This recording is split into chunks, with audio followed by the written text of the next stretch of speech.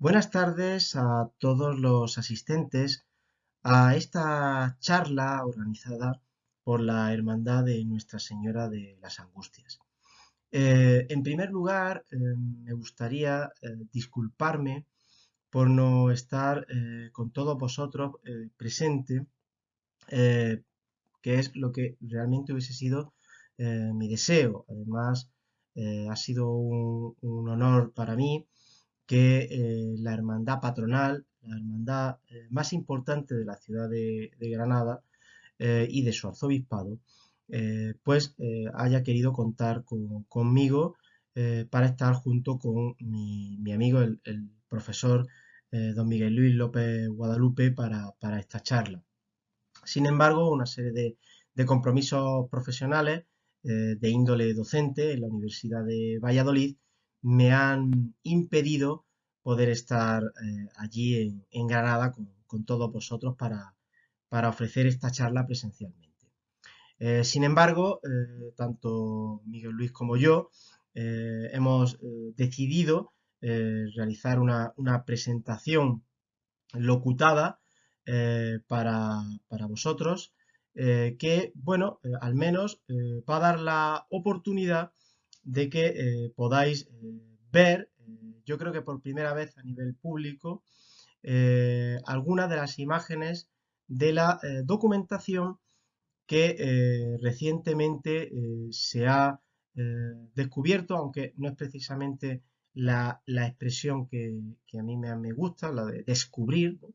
Porque, bueno, los documentos no es que se descubran, están siempre en sus cajas, en sus legajos, en el archivo, sino que, bueno, que salen a la luz investigadora o que algunos de sus datos son investigados de forma más concreta, ¿no? Pero bueno, es la primera vez, creo, que se puede ver algunas de las imágenes de esta documentación sobre relativa a la hermandad de Nuestra Señora de las Angustias y bueno, muy especialmente en algunas cuestiones sobre la imagen de la patrona que tenéis vosotros ahora mismo en pantalla, que desde luego es el centro de atención y el leitmotiv de esta charla, y al lado una de las fotografías relativas a esta documentación de Simancas que, bueno, como podéis comprobar, pues son unos documentos que actualmente se encuentran en un estado de conservación regular, es muy característico de la agrupación documental y archivística a la que pertenece este documento, un estado de conservación no muy óptimo, eh, sin duda motivado por el uso que se dio a esa documentación en los propios momentos de gestión de los documentos, no tanto por la conservación archivística, sino por su uso. Se trata de una documentación que como hemos indicado, se encuentra en el Archivo General de Simancas. Eh, Podéis apreciar en la imagen que este archivo se ubica en la localidad vallisoletana de Simancas, dentro de un castillo. Eh, este archivo es el custodio de la documentación producida por los organismos de la Administración Central de la Monarquía Hispánica, básicamente durante el periodo conocido como el Antiguo Régimen, los siglos XVI, XVII y XVIII.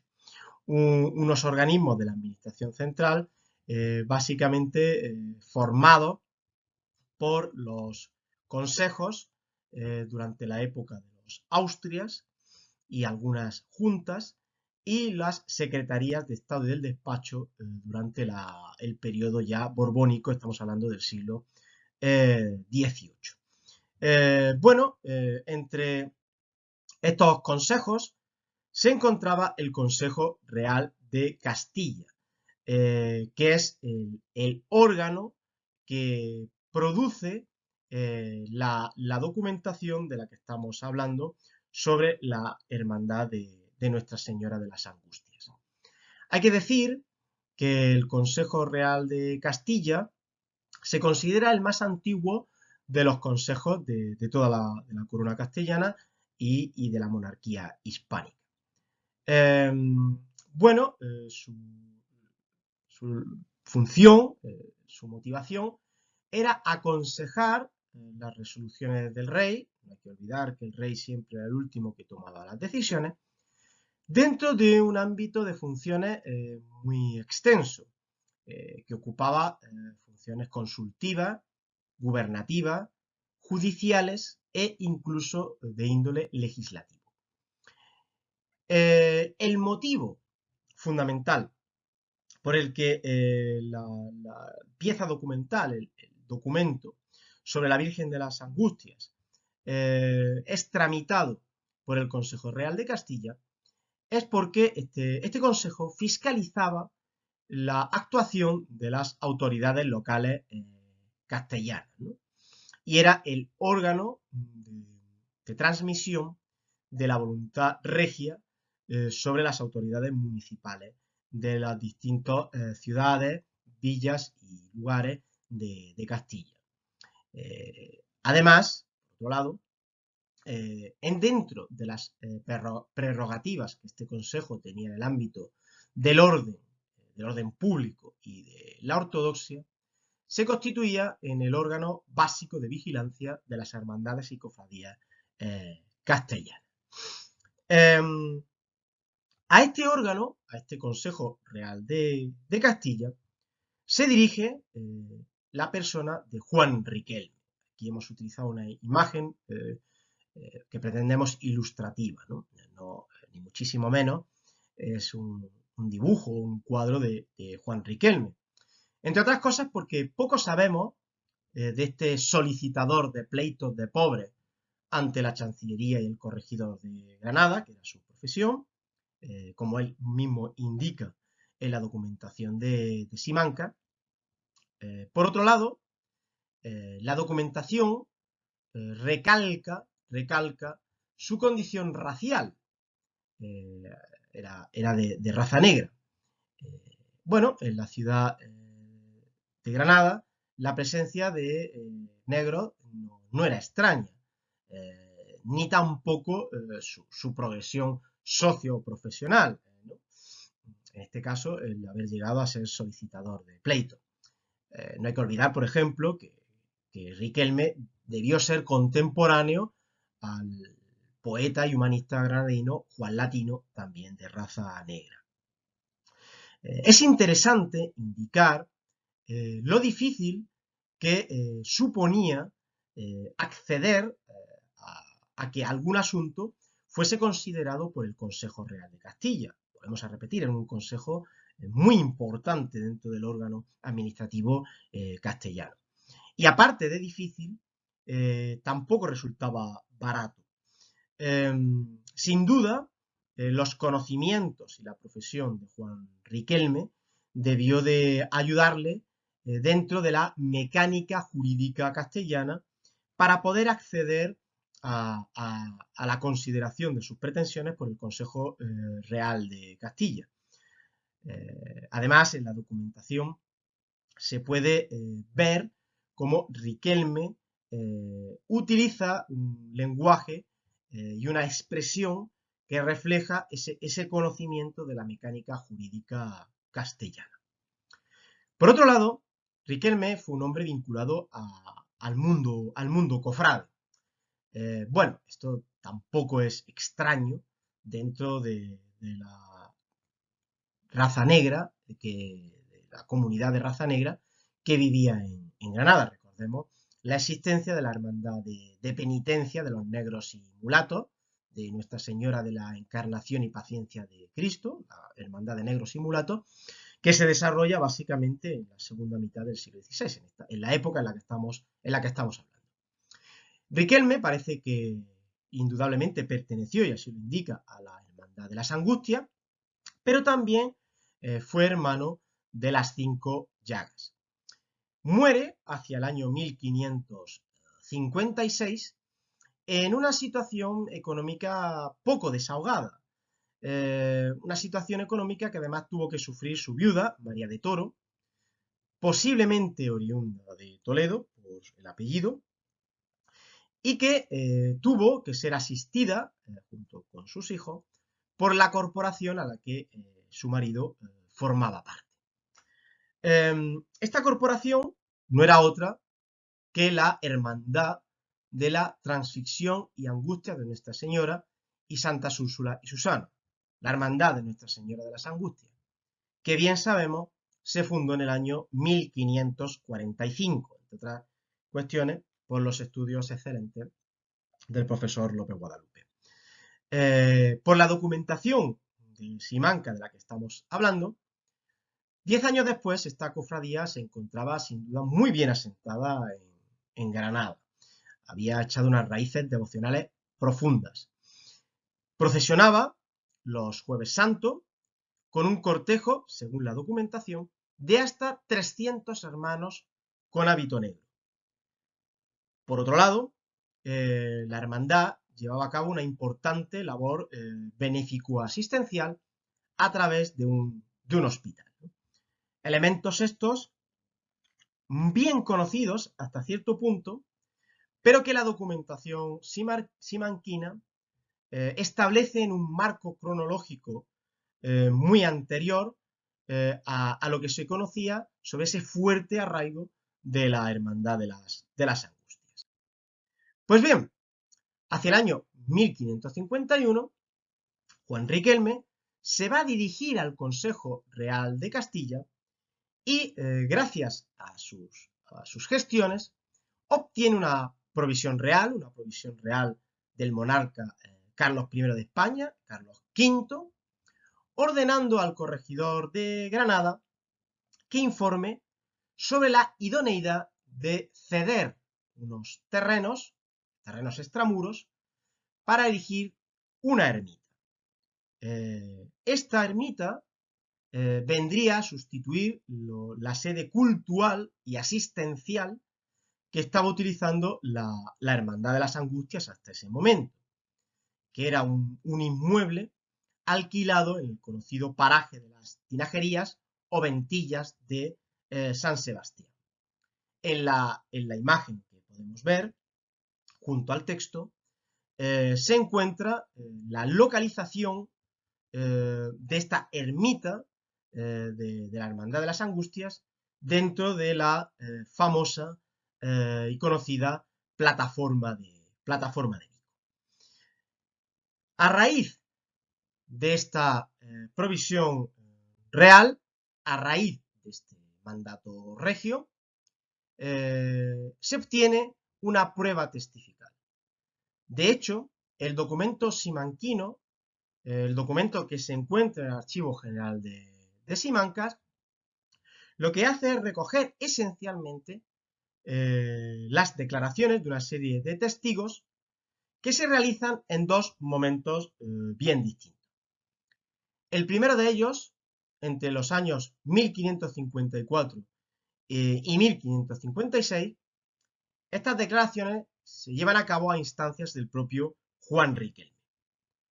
Ese segundo momento se produce en el año 1561, impulsado ya por la propia Hermandad de las Angustias y habiendo ya fallecido Riquelme.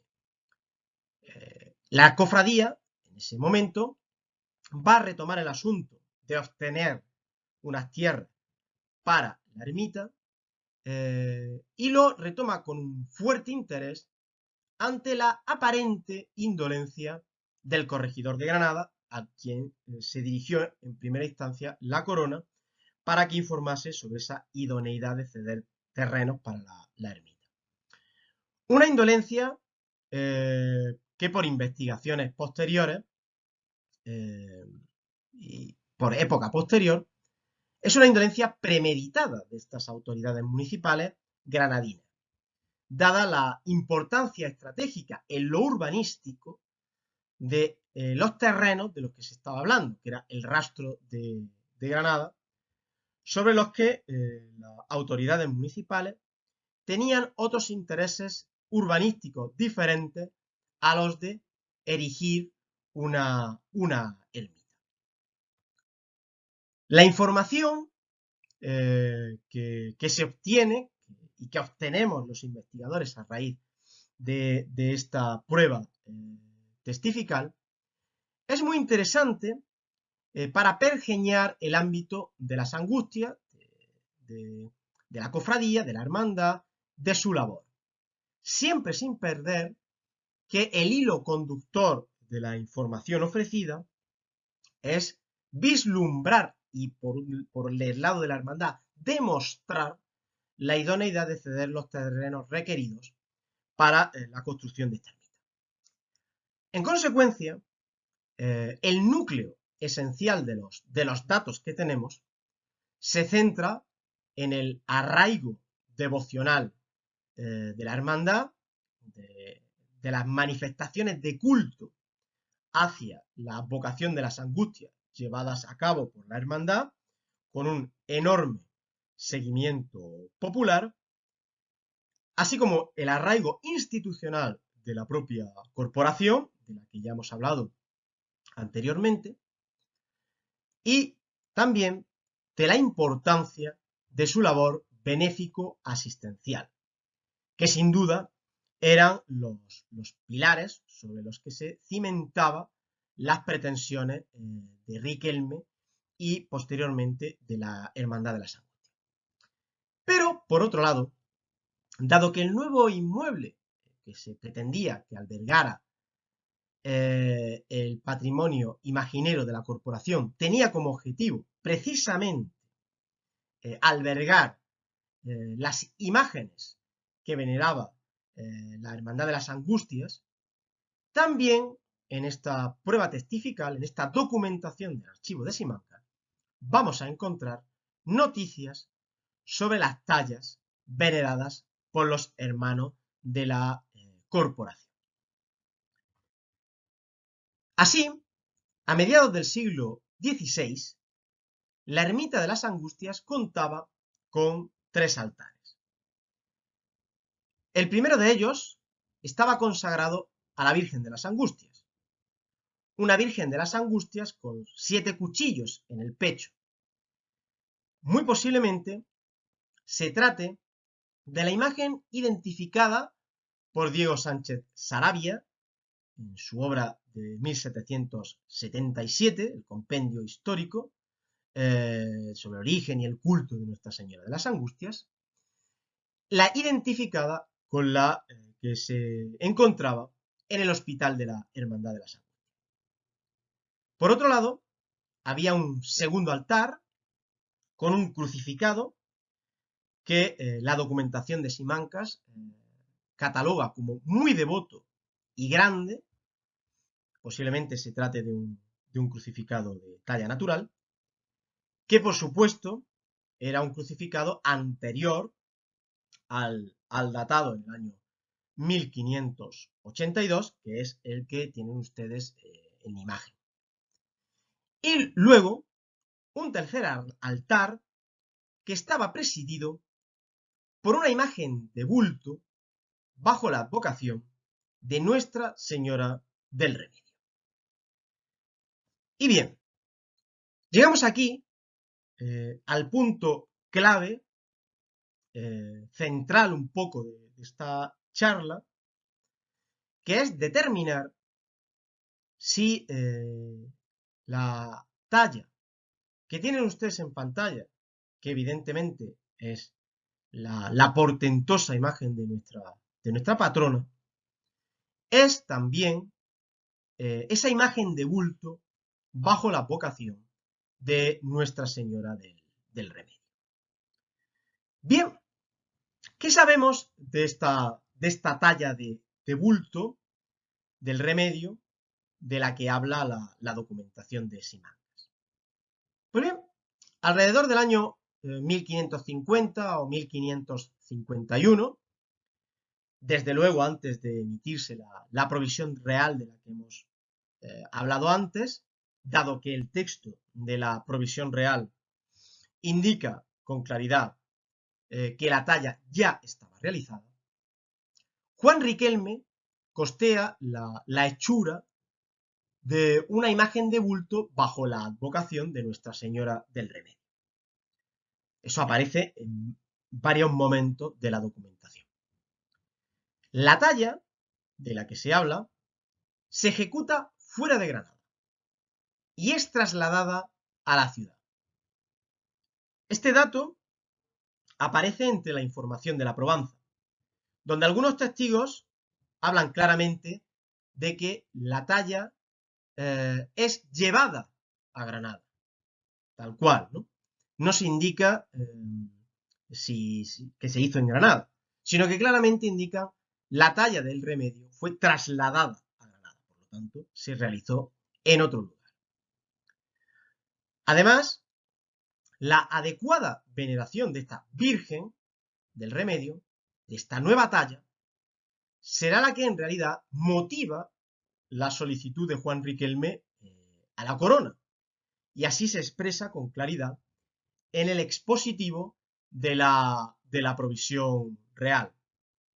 En tanto que la ermita que Riquelme pretendía erigir en los terrenos que se cediesen, llevaría inicialmente el nombre de Nuestra Señora del Remedio. Con esto tenemos una serie de evidencias claras, evidencias además extraídas de la documentación de Simancas, que son las siguientes. La imagen de Nuestra Señora del Remedio, sin duda, se va a incorporar al patrimonio devocional de la Hermandad de Nuestra Señora de las Angustias. Formaba parte de los altares de la ermita de las Angustias y era venerada por los hermanos de la Cofradía de las Angustias. Además, por otro lado, la ermita de la que habla Riquelme, de la que habla la documentación, objeto de esta documentación, cambiará de advocación en un momento determinado para evitar enfrentamientos de la hermandad con los agustinos o con los trinitarios. Los testigos discrepan, aunque posiblemente se trate de los agustinos, que veneraban una virgen bajo el mismo título, bajo el mismo nombre de Nuestra Señora del Remedio. Así las cosas, con estos mimbres, con estas bases, la investigación que hay que realizar, que de hecho estamos realizando, gira en torno a dos interrogantes iniciales, dos interrogantes que podemos considerar de base. Por un lado, la hermandad de la Virgen de las Angustias terminó, como hemos visto, cambiando la advocación de la ermita que inicialmente había planteado Juan Riquelme, de ermita de Nuestra Señora del Remedio a ermita de Nuestra Señora de las Angustias. Por lo tanto, ¿no terminaría ocurriendo así con la imagen bajo la advocación de Nuestra Señora del Remedio? Con esa imagen de bulto de la que nos habla la documentación, que pasaría de llamarse Nuestra Señora del Remedio a Nuestra Señora de las Angustias. Puede parecer lógico, si así había ocurrido con el inicial proyecto de ermita, que así también ocurriese con la advocación de la imagen mariana que iba a dar nombre a la ermita y que igualmente podía generar discrepancias con los agustinos. Por otro lado, de las dos imágenes marianas pertenecientes a la cofradía, como hemos visto, la más antigua, la que presenta 7 cuchillos, fue ubicada claramente por Sánchez Sarabia. Por lo tanto, ¿qué habría ocurrido con la más reciente, con esta Virgen del Remedio, de no tratarse de la imagen de la actual patrona? ¿Qué habría sido de ella si no estuviésemos hablando de la actual imagen de la patrona? Es un elemento, un interrogante que tenemos que poner encima de la mesa a la hora de investigar. Por otro lado, en esta investigación, en dilucidar estas interrogantes, hay una clave. y es la de conocer más sobre la hechura de la talla que encargara Juan Riquelme.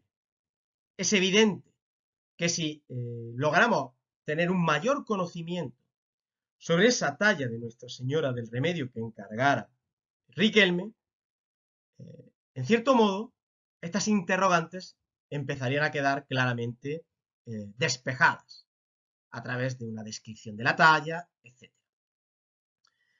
Evidentemente, las respuestas definitivas, en mi opinión, están en los documentos de archivo. ¿Qué documentos pueden ser estos? Por un lado, la documentación del rico archivo de la Hermandad de Nuestra Señora de las Angustias y, por supuesto, no descartando, como de hecho se ha demostrado, para datos de las Angustias, otros archivos eclesiásticos granadinos, donde es evidente que se podrían encontrar respuestas sobre los dos interrogantes de los que hemos hablado, y por otro lado, los protocolos notariales. Los protocolos notariales como documentación clave para saber más sobre la hechura de la talla que encargara Riquelme. Tal vez un contrato de hechura. Bueno, esto sería lo idóneo. Los protocolos notariales de Granada, en principio, no deberían o no hablarían de esta hechura, dado que ya hemos visto que la talla se realiza fuera de Granada. De hecho, ya se han realizado algunas incursiones investigadoras en este sentido por nosotros en el archivo de protocolos notariales de Granada, pero sí que, bueno, podrían darnos más información sobre el propio Riquelme, algún testamento, algún inventario, alguna cuestión de este tipo. Ahora mismo, nuestro interés se está centrando en los protocolos notariales de Valladolid o de Toledo. De Valladolid, porque es allí donde se ubicaba la corte entre los años 1550 y 51, y donde hay un evidente círculo de artistas, de autores, siempre girando alrededor de la corte, y donde ya hemos podido vislumbrar, a través de algunos de los protocolos notariales vallisoletanos, un movimiento de contratos alrededor de autores en la ciudad. Y por otro lado, los protocolos notariales de Toledo. ¿Por qué? Porque es evidente que no podemos perder de vista la consideración de la tradición sobre la hechura de la Virgen y sobre su traslado a Granada, que siempre tradicionalmente se ha localizado en Toledo. Protocolos estos, los de Valladolid y los de Toledo, que se encuentran en los respectivos archivos históricos provinciales de cada una de estas ciudades y que tienen el hándicap de que nos encontramos ante un conjunto documental enorme con un número muy importante de volúmenes a investigar, a escrutar, con un número enorme de escrituras sobre las que centrar nuestra atención para poder localizar esta documentación. Siempre sin una base sólida para saber con claridad si ese posible contrato de hechura se pueda encontrar allí.